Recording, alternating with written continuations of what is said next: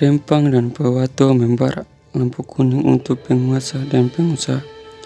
Masih segar ingatan kita tentang betapa panasnya konflik agraria di Pulau Rempang.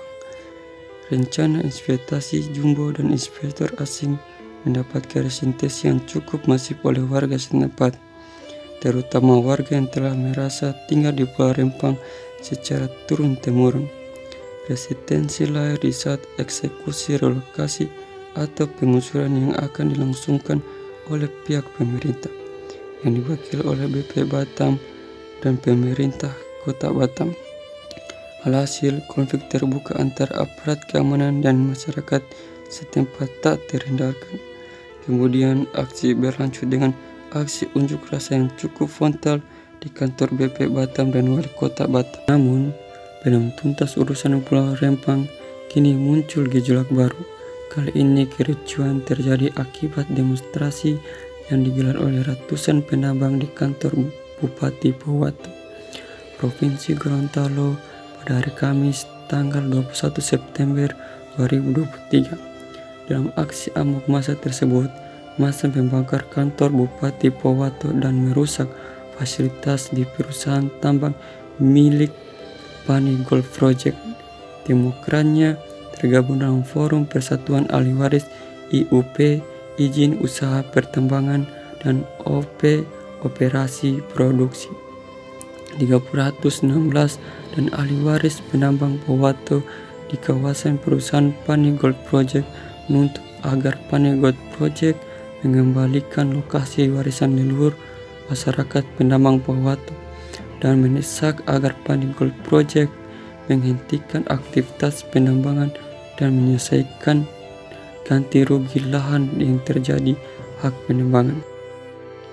Jadi, dalam kasus konflik pada Pulau Rempang dan Pawato sangat jelas bahwa pertama ada masalah kebijakan yang tidak sensitif dan keberadaan dan keberlangsungan masyarakat setempat.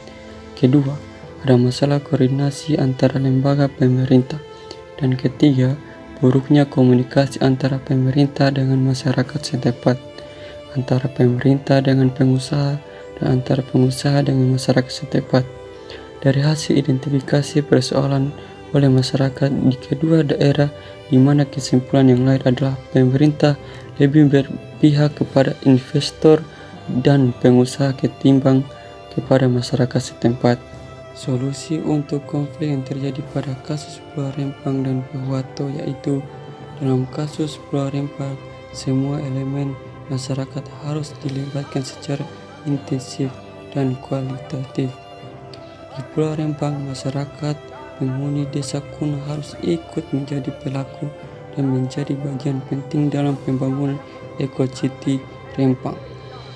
Sementara untuk kasus Pawato, pemerintah sebaiknya memperjelas legitimasi status wilayah pertambangan rakyat WPR yang diakui serta dengan status izin yang dimiliki oleh perusahaan, apalagi bagi rakyat penambang yang sudah lebih dulu menambang di lokasi tersebut dibandingkan perusahaan. Karena negara ini negara demokrasi, kedaulatan dan kepentingan rakyat harus menjadi pertimbangan utama dalam segala keputusan dan kebijakan pemerintah. Berapapun besar investasi yang akan masuk, semestinya tidak akan mengubah relasi tersebut. Dengan kata lain, masyarakat adalah mitra utama yang harus didahulukan oleh investor dan otoritas terkait, karena pada dasarnya rakyat adalah raja, sedangkan investor hanyalah tamu.